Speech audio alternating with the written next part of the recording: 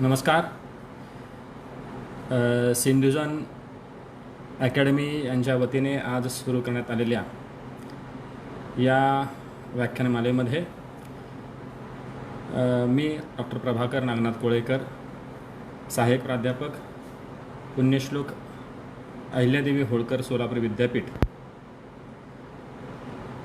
या विद्यापीठातील समाजशास्त्र संकुलाचा विद्यार्थी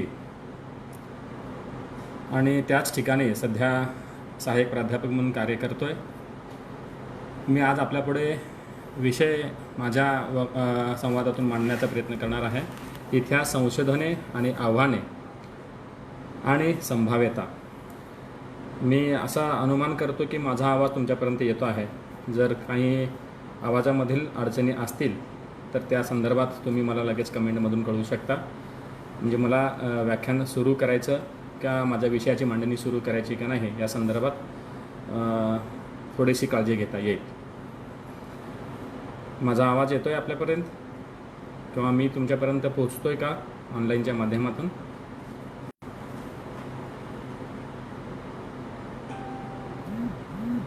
मला असं वाटतं की आणखीन काही वेळ लागेल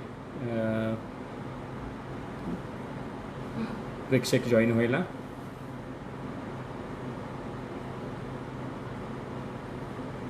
मित्र हो, जी सिंधुजन अकॅडमी जी सध्या आपल्या विविध उपक्रमाद्वारे अकॅडमिक क्षेत्रामध्ये कार्य करत आहे, हे जे कार्य आहे त्या कार्यामध्ये एक महत्त्वाचा जो वाटा आहे तो म्हणजे वक्तृत्व आणि व्याख्यान याद्वारे लोकांपर्यंत विचार पोहोचवणे.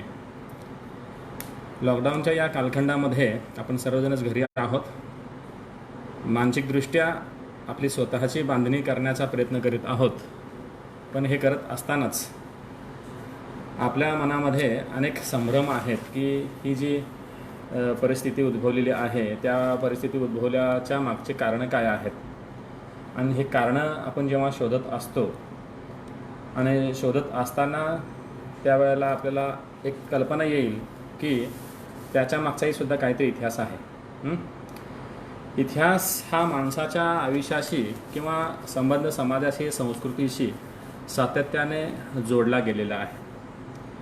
आणि जो इतिहास जो आहे त्या इतिहासामध्ये इतिहास आणि भारतामधील किंवा संबंध जगामध्ये जो संस्कृती आहे, जी सभ्यता आहे, त्यांचं एक अतूट असं नातं आहे. आणि ते अतूट असं नातं जे निर्माण झालेलं आहे ते मानवाच्या कर्तृत्वाने निर्माण झालेलं आहे आणि माणसाच्या जिज्ञासेतून आणि कुतूहलतेतून निर्माण झालेलं आहे. मग इतिहास काय आहे? इतिहास का लोकांना आवडतो आणि इतिहासाच्या आवडीचे मागचे कारण काय आहे याचा जेव्हा आपण विचार करतो, जेव्हा आपण धांडोळा घ्यायचा प्रयत्न करतो तेव्हा आपल्याला एक लक्षात येईल मित्र हो की प्रत्येक गोष्टीला, प्रत्येक बाबीला, प्रत्येक विचाराला आणि प्रत्येक विषयाला काही ना काही इतिहास आहे. प्रामुख्याने जेव्हा इतिहास या विषयाची मांडणी करताना माझ्यासारखा एक इतिहासाचा विद्यार्थी किंवा आता जो विषयाचा अध्यापन करणारा शिक्षक म्हणून जेव्हा मी त्या पाहतो त्यावेळेला इतिहास या विषयाकडे, या संकल्पनेकडे समग्रपणे पाहावे लागेल. कोणकोणत्या अर्थाने पाहावे लागेल? इतिहासामध्ये पुरातत्वशास्त्र येतं, इतिहासामध्ये कला संस्कृती येते, इतिहासामध्ये आपणाला भूगोल येतो, इतिहासामध्येच आपणाला आजकालच्या माध्यमातून माध्यमाचं दर्शन दिसतं, समकालीन अर्थव्यवस्था दिसते, तत्कालीन अर्थव्यवस्था दिसते. अशा अनेक गोष्टीचा आपल्याकडे काय होतो की अंतर्भाव या इतिहास या विषयामध्ये येतो. काही लोक असं म्हणतात की इतिहास ही सामाजिक शास्त्राची जननी आहे किंवा इतिहास हेच या शाखेतूनच अनेक शाखेंचा उद्भव झालेला आहे. मग विषयाच्या अनुषंगाने प्रेमभावनेतून निर्माण केलेलं हे मतसुद्धा असू शकतं. काही लोक म्हणतात की तसं नाही आहे, दुसऱ्या विषयाला सुद्धा ते आपल्या विषयाची जननी मानतात. असो तो विषयाचा आविर्भावाचा किंवा विषयाच्या प्रेमाचा भाग आहे, परंतु इतिहास आणि मानव याच्यामध्ये सहसंबंध हे खूप अत्यंत घनिष्ठ प्रकारचे आहेत असं मी मानतो. कारण मानव हा समाजशील प्राणी आहे. मानवाच्या संस्कृतीची, सभ्यतेची जडणघडण होत असतानाच मानव हा इतिहासाचा भागीदार बनलेला आहे. जाणतेपणाने किंवा अजाणतेपणाने त्याने इतिहास घडवलेला आहे किंवा इतिहासाचा तो एक काय झालेला आहे की एक अपरिहार्य असा एक भागीदार बनलेला आहे.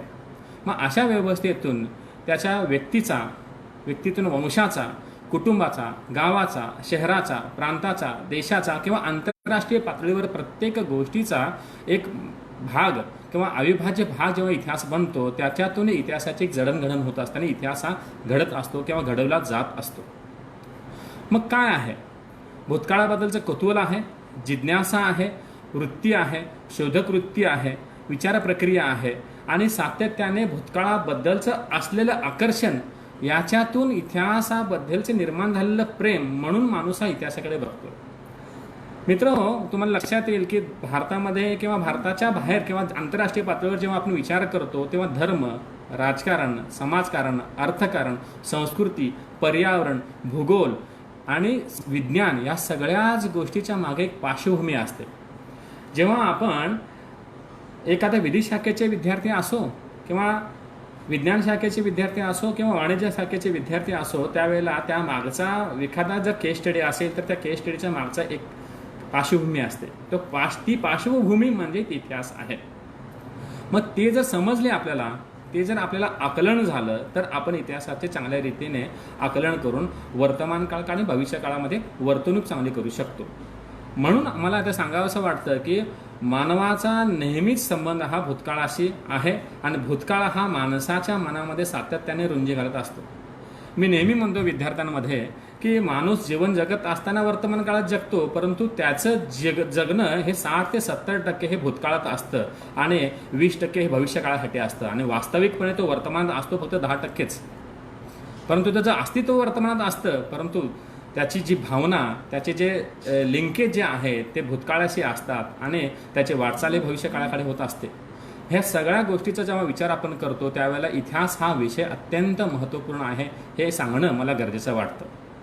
मग समाजामध्ये ज्या घटना घडता आहे त्या घटनेच्या मागचा विचार जो आहे तो सुद्धा इतिहास आहे. इतिहास आणि क्रिकेट आणि राजकारण असे 3 विषय भारतामध्ये असे आहेत की त्याच्यामध्ये कोणीही बोलू शकतं. का तर क्रिकेट या विषयाचे मला कमी जरी नॉलेज असलं तरी देखील मी क्रिकेटरने कोणता शॉट मारावा आणि कशा रीतीने कॅच घ्यावा या संदर्भात बेधडक विधाने करतो. किंवा कट्ट्यावर बसल्यानंतर किंवा चहाचा पेला घेत असताना सुद्धा आपण राजकारणावर विषय मात्र आपण मोठमोठ्या राजकीय लोकांच्या विषयी अत्यंत बेधडकपणे विधानं करत असतो. किंबहुना आपल्या मागं घरातले 2 सुद्धा व्यक्ती ऐकत नसतात किंवा 2-3 व्यक्तींचं सुद्धा आपण नेतृत्व करू शकत नसतो, तरी देखील आपण मात्र काय करतो की जेणेकरून समाजातील नेतृत्व करणाऱ्या राजकीय नेत्यांवर प्रचंड मोठ्या प्रमाणात बेधडकपणे टीका करत असतो. त्याचं अभिव्यक्ती स्वातंत्र्य आपल्याला आहेच, असावंच आणि बोलणं सुद्धा असावं. आणि तिसरा एक महत्त्वाचा जो विषय आहे तो म्हणजे इतिहास.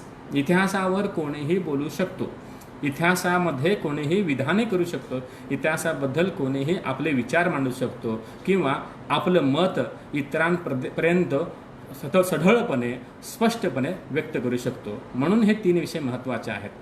परंतु एक लक्षात घ्या मित्र हो, क्रिकेट आणि राजकारण याचा समाज माध्यमांवर आणि समाजावर जो परिणाम होत आहे तो मोठ्या प्रमाणात होणार नाही. क्रिकेटचा तर कदाचित मॅच संपल्यानंतर होणार देखील नाही. राजकारणाचा परिणाम हा तत्कालीन दृष्टिकोनातून किंवा थोड्याफार प्रमाणात नंतरच्या कालखंडामध्ये होऊ शकेल, परंतु इतिहासाचा प्रभाव मात्र आपणाला आता वर्तमानामध्ये, भविष्यामध्ये आणि पुढील कालखंडामध्ये 100-200 वर्षांमध्ये सुद्धा होऊ शकतो. त्यामुळे इतिहास संशोधन करत असताना आपल्याला अतिशय जाणीवपूर्वक करावं लागेल आणि इतिहासाचं आकलन करत असताना सुद्धा आपल्या मनामध्ये मोठ्या प्रमाणात संभ्रम जो असतो, जो संभ्रम तो दूर करून अतिशय वस्तुनिष्ठपणे, सत्यतेने आणि समजूतदार पद्धतीने, सम्यकपणे, संतुलितपणे भावनातीत होऊन न होता अतिशय समर्पकपणे मांडणी करावी लागेल. म्हणून इतिहासाविषयी जेव्हा जाणकार बोलतात तेव्हा विविध व्याख्या करतात. मग त्यातील काही व्याख्या ह्या सरधोपटपणे आपल्याला पुस्तकामध्ये मिळतील. मी इथे कसोटीने पालन करणं थोडंसं व्याख्यानापासून थोडं लांब जाऊन की या व्याख्यानामध्ये इतिहासाचे विद्यार्थी नाही आहेत. या व्याख्यान ऐकणारे जे लोक आहेत समाज माध्यमातून विविध प्रवर्गातील आहेत. म्हणून मी माझ्या मांडणीचा जो गाभा आहे तो अत्यंत मेथोडॉलॉजिकली किंवा संशोधन पद्धतीच्या शास्त्रीय दृष्टिकोनातून होणार नाही किंवा तो बोर होईल किंवा आकलनाच्या पलीकडे जाईल ही भीतीसुद्धा माझ्या मनामध्ये आहे. त्यामुळे माझा असा एक प्रयत्न राहील की अतिशय सोप्या पद्धतीने अतिशय सोप्या मांडणीने संकल्पनात्मक मांडणी करत असताना त्याला बोलीभाषेची जोड देऊन कथनात्मक स्वरूपात आणि संवादी भाषेच्या स्वरूपात तुमच्यापर्यंत विषय मांडावा हा माझा एक प्रयत्न राहील. कदाचित त्यामध्ये मी किती यशस्वी होईन याच्या माझ्या मनामध्ये सुद्धा साशंकता आहे, तरी देखील तुम्ही मला समजून घ्याल अशी अपेक्षा करतो आणि विषयाला पुन्हा पुन्हा सुरुवात करतो. मग इतिहास म्हणजे तरी काय आहे? काही लोक असं म्हणतात, मी काही संशोधकांची नावं इथे घेणार नाही, कारण परत संशोधकाची नावं घेतली किंवा एखाद्या इतिहासकाराचं नाव घेतलं तर परत वाचणाऱ्या किंवा ऐकणाऱ्या श्रोत्याच्या मनामध्ये तो काय करतो की त्या वक्त्याला एका संशोधकाशी जोडतो किंवा त्या विचाराशी किंवा त्या इझमशी जोडतो. म्हणून मी कोणत्याच संशोधकाचं, कोणत्याच विचारवंताचं नाव शक्यतो घेणार नाही असा प्रण केलेला आहे. मग महान व्यक्तीचे चरित्र म्हणजे सुद्धा इतिहास आहे असे काही संशोधक म्हणतात किंवा विचारवंत म्हणतात. काही संशोधक असं म्हणतात ज्यांनी 17व्या 18व्या किंवा 19व्या 20व्या शतकामध्ये मोठ्या प्रमाणात काय केलं की समाज मनावर पकड निर्माण केली. तो संशोधक, तो विचारवंत म्हणतो की सत्ता आणि वर्ग संघर्ष म्हणजेच इतिहास आहे, तर संस्कृतीचा उदय, विकास आणि ऱ्हास म्हणजे इतिहास आहे असं म्हणणार आहे. तर काही जुने इतिहासकार असं म्हणतात की जे घडून गेलेलं आहे तो म्हणजे इतिहास आहे. आणि शेवटला आपण असं म्हणतो की वर्तमान काळ आणि भूतकाळ याच्यातील न संपणारा संवाद म्हणजे इतिहास आहे.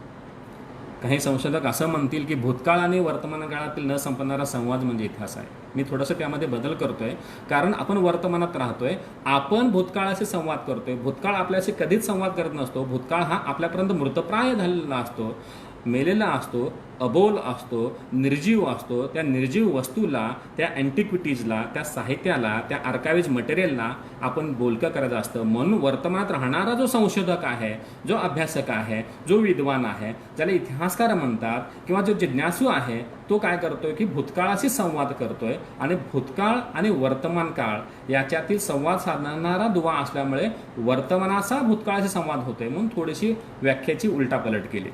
हे सगळं करत असताना मित्र हो, माझं जे स्वतःचं जे चिंतन आहे ते चिंतन या माध्यमातून मांडण्याचा मी प्रयत्न करत आहे. कोणतीच व्याख्या ही समर्पकपणे, समग्रपणे असू शकत नाही इतिहासामध्ये, आणि असू देखील नाही आहे. कारण जेव्हा समर्पकता येते किंवा संपूर्णता येते त्यावेळेला जिज्ञासा आणि शोधकृती संपते. त्यामुळे संपूर्णतः अपूर्णता ही समाधान देणारी असते आणि अपूर्णतेतून काहीतरी जिज्ञासेची किंवा नवीनतेची वाट चोखाळता येते. म्हणून इतिहासाची व्याख्या ही समर्पकपणे कोणत्याच संशोधकाला कधीही मान्य झालेलं नाही. हा एक महत्त्वाचा मुद्दा. मग इतिहासाचे संवाद कोण करतो? मगाशी मी म्हटल्याप्रमाणे इतिहास दोन प्रकारचा असतो. एक ऑथेंटिक हिस्ट्री रायटिंग किंवा एक वस्तुनिष्ठ इतिहास लेखन ज्याला म्हणतात ते, आणि दुसरा जो आहे पॉप्युलर हिस्ट्री रायटिंग म्हणजे काय, लोकप्रिय इतिहास. म्हणजे काय आहे याच्यामध्ये, सामान्य लोक जे इतिहासापासून दूर आहेत, सामान्य लोकांचा जो इतिहासाशी काहीही संबंध नाही आहे, परंतु त्यांना इतिहासामध्ये डोकावणं आवडतं, इतिहासाच्या गोष्टीमध्ये त्यांना इंटरेस्ट असतो, इतिहास ज्यांना जाणून घेण्याची त्यांची वृत्ती असते, असा जो वर्ग असतो तो सामान्य वर्ग असतो. त्या सामान्य वर्गातील लोकांना मेथोडॉलॉजीचं, साधनांचं, कथनांचं किंवा नॅरेशनचं, डिस्क्रिप्शनचं, ॲनालिसिसचं, ॲनालिटिकल व्ह्यूजचं किंवा सिंथेटिक व्ह्यूजचं, ह्या गोष्टीबद्दल, या मोठ्या अवजड संकल्पनाबद्दल कोणतीही कल्पना नसते. ते एखादं कादंबरी घेतात, एखादा सिनेमा पाहतात, अथवा एखादं व्हॉट्सअप युनिव्हर्सिटीच्या किंवा माध्यमांतून काय करतात की वाचन करतात आणि त्यालाच इतिहास समजतात आणि त्याच्यावरून बेधडक विधाने करतात. दुसरा एक महत्त्वाचा मुद्दा असतो की रीती, रिवाज, रूढी, परंपरा, मिथक, महाकाव्ये किंवा पौराणिक साहित्य, कोणत्याही देशातील, कोणत्याही धर्मातील साहित्य याचा वाचन करत असताना ते कथनाच्या स्वरूपात करतात. त्याचं संश्लेषण, विश्लेषण, अन्वयार्थ किंवा कारणमीमांसा न तपासता त्याला सत्य मानतात. असा जो वर्ग असतो तो लोकप्रिय इतिहासाचा वाचक वर्ग असतो. तो किती वर्ग आहे समाजामध्ये? तो साधारणतः 70 ते 80% वर्ग असा आहे की तो लोकप्रिय इतिहास वाचणारा आहे किंवा लोकप्रिय इतिहासाचं आकलन झालेलं आहे किंवा मी इतिहासकार आहे, इतिहासाचा अभ्यास करणारा आहे, इतिहास जाणकार आहे असा म्हणणारा आहे. तो म्हणजे पॉप्युलर हिस्ट्रीचा भाग झाला. मग त्याच्यामध्ये काय असतं? त्याच्यामध्ये आवड असते, त्याच्यामध्ये काय असते, जिज्ञासेची कमतरता असते, त्याच्यामध्ये काय असतं, तर्कनिष्ठता नसते, विवेकनिष्ठता नसते, उथळपणा मोठ्या प्रमाणात असतो. सामान्य लोक याच्यामध्ये इतिहासामध्ये रमतात, गुंततात किंवा गुंतवले देखील जातात किंवा मत मांडतात, भांडतात, निष्कर्षावर येतात आणि रीती, रूढी, परंपरा याचे रूपांतरण इतिहासामध्ये सुद्धा करतात. हा जो आहे तो पॉप्युलर हिस्ट्रीचा भाग आहे. मग त्याच्यामधलं एक उदाहरण घेऊयात आपण. सत्यवान सावित्रीची कथा. सत्यवानाचा जेव्हा मृत्यू झाला तेव्हा सावित्रीने काय केलं की यमापासून सत्यवानाचा प्राण हरण करून आपल्या पतीची रक्षा केली. मग सावित्री होती का, सत्यवान होता का आणि यम होता का, याच्याबद्दल आपल्या मनामध्ये सरळपणे जे संशोधक आहेत त्याच्या मनामध्ये नकाराची घंटा येईल, परंतु सामान्य लोकांच्या मनामध्ये तसं नाही आहे. सत्यवान होता आणि सावित्रीने रक्षण केलं.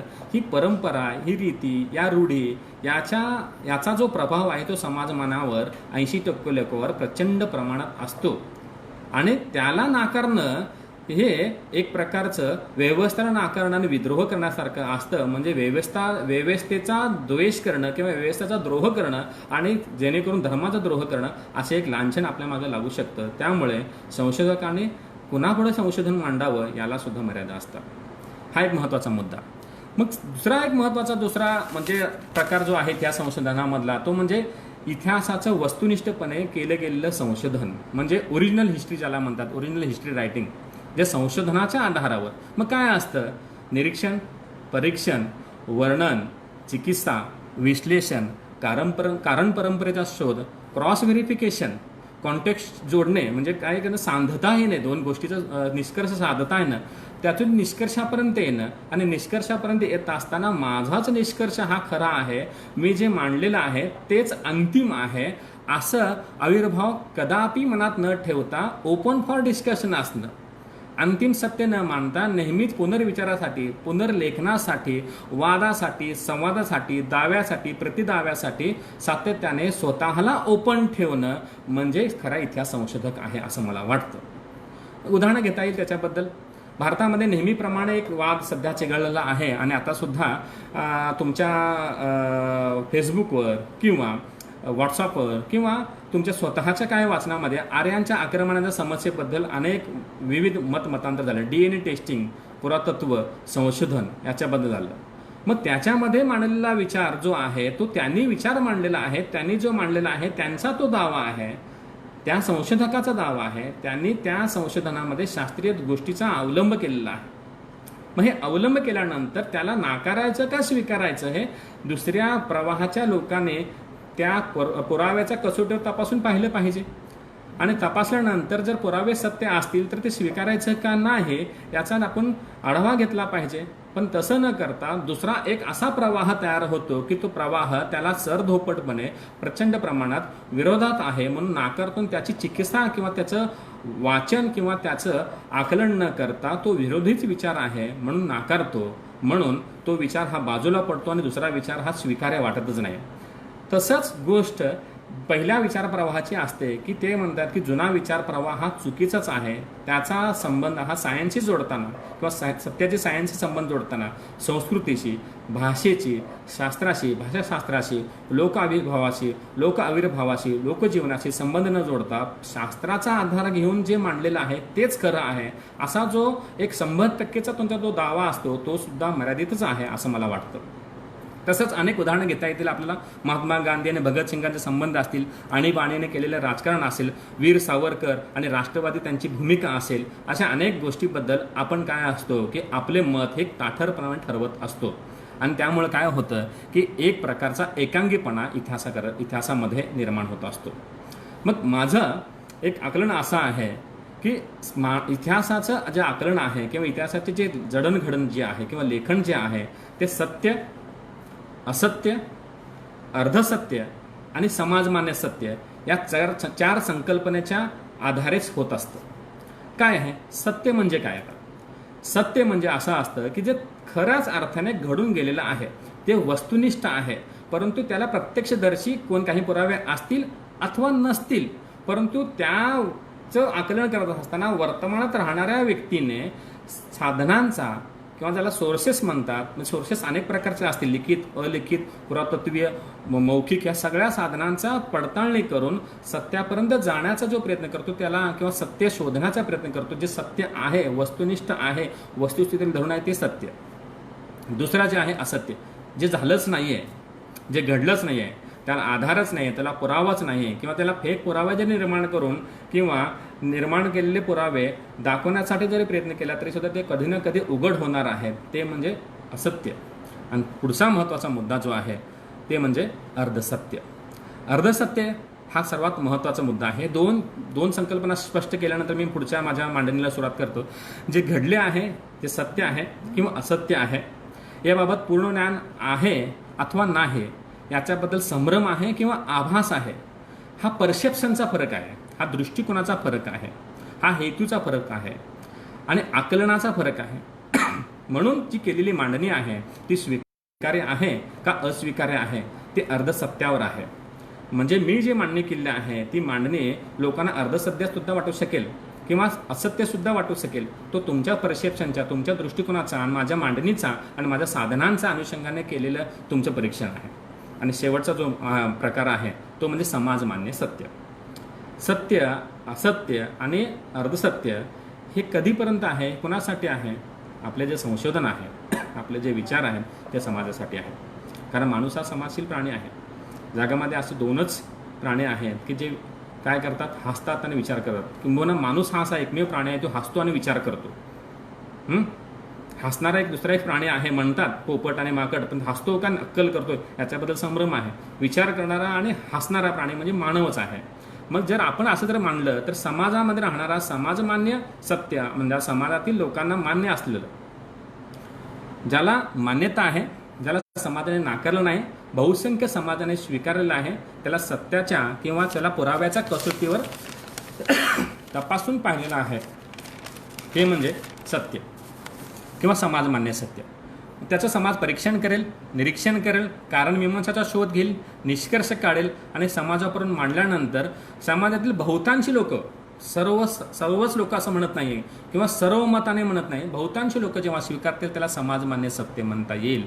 मग त्यामध्ये विद्वान असतील, चिकित्सक करणारे असतील किंवा संशोधक सुद्धा असतील. जेव्हा हे विद्वान लोक, समाजातील लोक किंवा सामान्य लोक त्याला स्वीकारतील त्याला समाजमान्य सत्य म्हणता येईल. मग त्या समाजमान्य सत्याला कोण प्रभावित करतं? तर समाजमान्य सत्याला प्रभावित करतं राजकारण, अर्थकारण, संस्कृती, धर्म, वंश, व्यक्तीचा, विद्वानाचा, समाजाचा हेतू, व्यक्तीचा, समूहाचा इंटरेस्ट, या बाबी या समाजमान्य सत्याला प्रभावित करत असतात.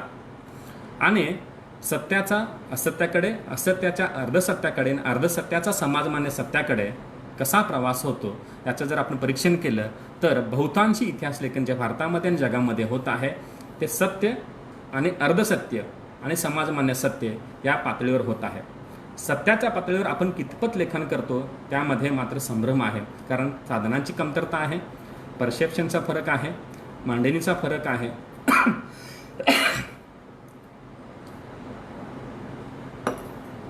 म्हणून सत्य, असत्य, अर्धसत्य आणि समाजमान्य सत्य या मांडणारी व्यक्ती कोण असते? तर ती इतिहासाचे अभ्यासक असते, ती इतिहासाचे संशोधक असते आणि तो इतिहासकार असतो. तर असत्याला सत्य मानणारे, अर्धसत्याला सत्य मानणारे आणि समाजमान्य सत्याला सत्य मानणारे जे असतात ते लोकप्रिय इतिहास वाचणारे सर्वसामान्य जनता असते.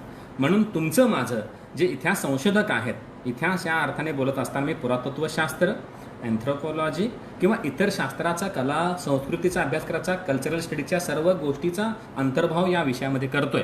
म्हणून इतिहास म्हणजे फक्त एका विषयाचं नाही तर समग्रतेचा आधारे बोलतोय. मग असं असताना या सगळ्या गोष्टीचं आकलन करत असताना आपली, तुमची, माझी जबाबदारी जास्त वाढलेली आहे. मग भूतकाळ कशा स्वरूपाचा असतो? भूतकाळ दोन स्वरूपाचा असतो, जो मिथकांमध्ये, जो साहित्यामध्ये, जो साधनांमध्ये, जो गोष्टींमध्ये, जो सोर्सेसमध्ये, जो पुरातत्वीय साधनांमध्ये, अँटिक्विटीजमध्ये दडलेला असतो, तो आपल्यापर्यंत पडलेला असतो, आपल्या पुढे असतो. दुसरा जो असतो तो इतिहास कोण पोहोचवतो? तो इतिहास पोहोचवणारा जो व्यक्ती असतो तो संशोधक असतो, इतिहासकार असतो आणि तुमच्या माझ्यासारखा अभ्यासक असतो. मग हे जे आहे ते जे मांडणारा जो इतिहासकार, संशोधक किंवा मांडणारा जो व्यक्ती आहे तो व्यक्ती कोणत्या विचाराचा आहे, कोणत्या आचाराचा आहे, कोणत्या विचाराने, कोणत्या प्रवाहाने प्रभावित झालेला आहे आणि ते कोणते सोर्सेस वापरतो, कोणत्या संकल्पना वापरतो, या आधारेच आपल्याला काय करता येऊ शकतं की त्या सत्तेचं आकलन करता येऊ शकतं. पण प्रॉब्लेम काय होतो की जो इतिहासकार मांडतो तेच सत्य म्हणून सामान्य लोक किंवा सामान्य जनता स्वीकारते आणि सत्यातील काही अंशच असतो तो सत्य म्हणून बाहेर आलेलं असतं. ते अर्धसत्य असतं, कारण समाजाने ते स्वीकारलं असतं आणि ते पूर्ण सत्य होतं. थोडंसं शब्दाची खल आहे, परंतु विचारपूर्वक जर ऐकलं तर तुम्हाला ते समजेल. दुसरा एक महत्त्वाचा जो मुद्दा इथं मांडायचा आहे मला, सत्य अर्धसत्याच्या पुढे जाऊन मला सांगायचं आहे, ते म्हणजे विश्वासार्हता जोपासणं हे इतिहास संशोधकाचं काम असतं. मग विश्वासार्हता जोपासत असताना सत्ता संबंध, अर्थसंबंध, धर्मसंबंध, वंशसंबंध, व्यक्तिसंबंध याच्या व्यापक चौकटीतून माणसाने वर्तमानाशी संबंधित राहून लिखाण करत असताना टाईम आणि प्लेस या कॉन्सेप्टचा सुद्धा आधार घेता आला पाहिजे. आता ह्या कॉन्सेप्ट काय आहेत? मी जे संशोधन करत आहे त्याचं टाईम कोणतं आहे? मी भूतकाळाशी डील करत आहे, मी भूतकाळाशी संवाद करत आहे. मग कुठून करत आहे? मी वर्तमान काळात आहे ना. मी वर्तमान काळात असताना भूतकाळाशी जेव्हा संवाद करतो तेव्हा वर्तमानातील जे पॅरामीटर्स आहेत, वर्तमानातील ज्या मोजपट्ट्या आहेत, ज्या काही संकल्पना आहेत, जे काही इझम्स आहेत, ते मी आहेत तशा स्वरूपात जर भूतकाळातील संकल्पनांना, भूतकाळातील घडलेल्या घटनांना जर लावू लागलो तर भूतकाळातील घडलेल्या घटनांचं अन्वयार्थ, स्पष्टीकरण किंवा मांडणी ही भूतकाळानुसार न होता ती वर्तमान काळाच्या अनुषंगाने होईल आणि वर्तमान काळातील असलेल्या इतिहासकाराच्या अनुषंगाने होईल, ही एक भीती असते. त्यामुळे इतिहास संशोधकाने टाईम आणि प्लेस ही कन्सेप्ट, स्पेस ही कन्सेप्ट अतिशय जाणकारपणे, विनम्रपणे आणि जागृतपणे वापरली पाहिजे आणि अवलंब केली पाहिजे आणि उपयोग करून इतिहासाचं संशोधन केलं पाहिजे असं मला वाटतं. मग भारतीय इतिहास संशोधनामध्ये विविध प्रवाहाने लिखाण केलं गेलं. मग कोणकोणते प्रवाह आहेत त्याच्याबद्दल जर बोलायचं झालं तर इतिहास संशोधनामध्ये आतापर्यंत साम्राज्यवादी इतिहास लेखन प्रवाह आहे, राष्ट्रवादी इतिहास लेखन प्रवाह आहे, मार्क्सवादी आहे, सबाल्टनवादी आहे, स्त्रीवादी आहे आणि पोस्ट मॉडर्न म्हणजे उत्तर आधुनिकवादी आहे. त्याच्यानंतर इकोलॉजिकल पर्स्पेक्टिव्हने सध्या लिखाण चालू आहे. त्याच्यानंतर ॲनल्स परंपरेचा सध्या म्हणजे टोटल हिस्ट्री ज्याला म्हणतात, पूर्णत्वाचा इतिहास, या अनुषंगाने लिखाण सध्या चालू आहे. या सगळ्या प्रवाहाचं मी काय इथं काय करणार उद्बोधन किंवा मांडणी करणार नाही आहे. हे सगळे प्रवाह आपल्याला कोणत्या ना कोणत्या संदर्भ ग्रंथामध्ये, पुस्तकामध्ये हिंदी, मराठी, इंग्लिशमध्ये मोठ्या प्रमाणात उपलब्ध आहे, ते तुम्ही वाचू शकता. परंतु हे लिहित असताना त्याच्यातून स्थानिक, प्रादेशिक, राष्ट्रीय, आंतरराष्ट्रीय इतिहास मात्र समाजापर्यंत येऊ शकतो आणि त्याच्यातून समग्र रूप ही इतिहासाला येऊ शकतं. हे करत असताना आपलाच प्रवाह करा. मी जे वाचन करतोय, मी ज्या विचाराचा पाईक आहे, मी ज्या विचाराचा प्रभाव माझ्या डोक्यावर ठेवलेला आहे, त्या प्रवाहाचा ठेकेखोरपणा हा एकांगी इतिहासकाराला, एककल्ली इतिहासकाराला, इतिहास लेखनाला निर्माण करत असतो.